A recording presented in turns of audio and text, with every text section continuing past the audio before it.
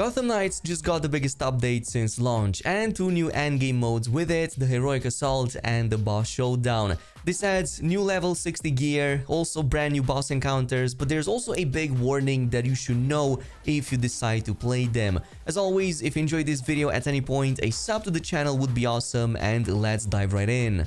Let's start with the Heroic Assault, the new gauntlet-style endgame mode where you have to progress through up to 30 floors, fight increasingly tougher enemies, but this also unlocks higher level loot with each floor, with the max gear level being 60 once you reach floor number 30. You can find this area, by the way, in the northwest side of Gotham near the mine entrance, but you can later also quickly access this at any time via the menu option.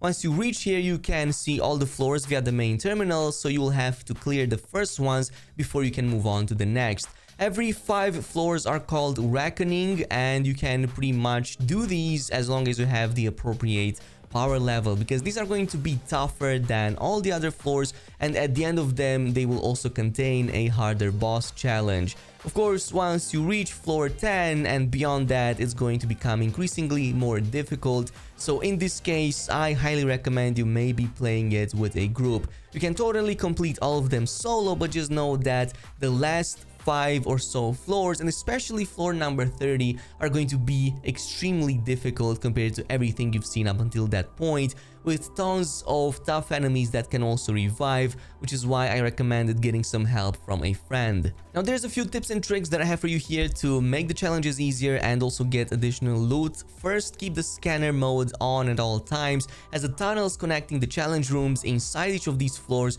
will have at least a few extra loot chests on top of everything else. You can of course see the number of expected loot chests by just checking that info in the room selection screen before starting it. Some of these also involve some puzzles or challenges, but they can be quite easy, like breaking walls or navigating some deadly trials, which is going to be worth it because you have good chances of getting some additional legendary gear on top of the crafting resources. In Reckoning rooms, right before the tougher encounter, you'll usually find special green boxes containing health packs, so I highly encourage you to go ahead and get them, especially if you wasted a lot of them in some of the previous fights. You definitely want to make sure you have everything so you don't accidentally die in the final level. Now, each floor will have 3 main fight areas connected by tunnels, which usually involve simple challenges like protecting a control point, hacking some terminals, or simply defeating a number of enemies. For the ones that require you to hack 4 terminals, I highly encourage you to use stealth and disable them first. If you can pull this off successfully, you can just solo the entire zone without having to worry about enemies jumping you, which is going to make activating these almost impossible. Meanwhile, for the Reckoning floors, the final challenge usually involves defeating like 3 or 4 boss enemies, and the cool part about this is that if you defeat them, all of the remaining normal enemies in the same room will just run away. That's why in this case I love having Robin with me, so he can do like fast stealth takedowns on the big bosses and not have to worry about alerting any enemies. And once you've done all of that with all of the bosses, pretty much everybody else will just flee, so you can finish the entire level very quickly. But once you're done with the first 29 floors, the 30th one will open, and this is also going to be the one that features the new boss encounter against Starro. I'm not going to spoil anything about this, but there are 2 particularly nasty attacks that he does that you have to be careful of.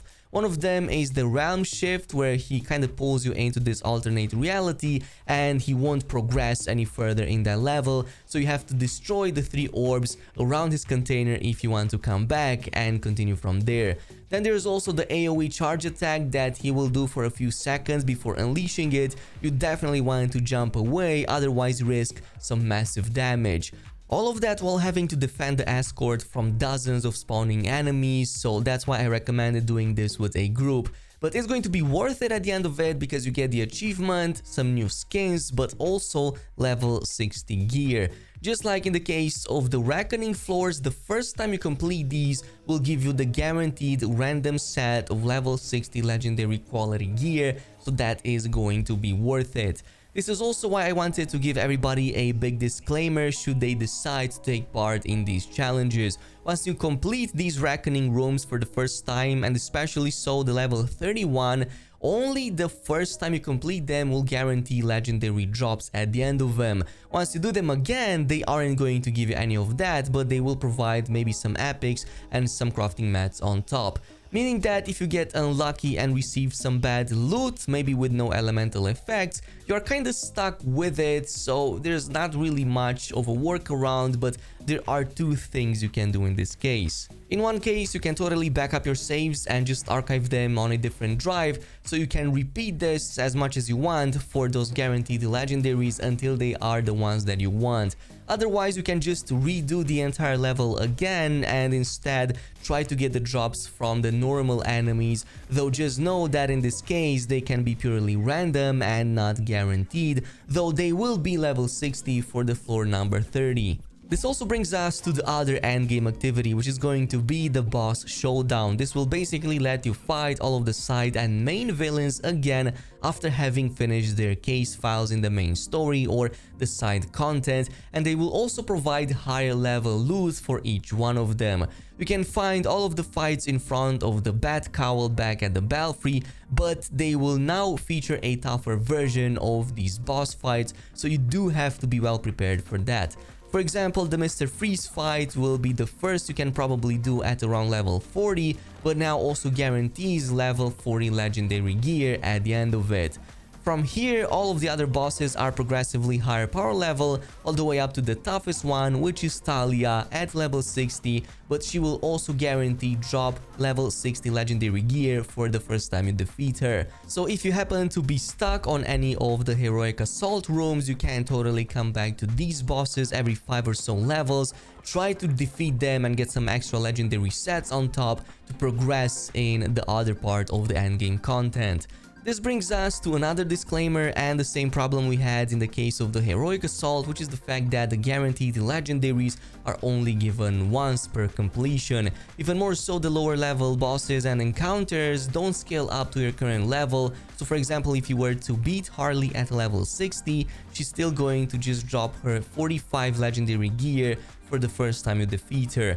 Which is a big bummer. I really wish that there was a way for these bosses to scale up to 60 so that you can get those legendary rewards and like just have a better chance at some better loot in the end game. That's, or you can just keep these bosses for some of your other characters and come with those characters here, but just keep in mind that eventually you will replace that loot anyway.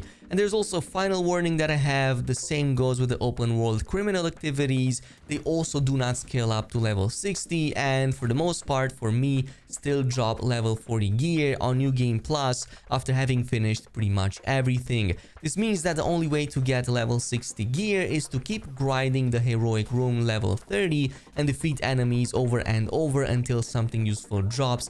But then the question is, what do you use that gear against, since you pretty much fought against the toughest challenges? So yeah, it doesn't really make any sense, but the content is awesome and I really enjoyed my time in it. So totally check it out and let me know down below what you think about it. In the meantime, thanks so much for watching and I'll see you guys in the next video.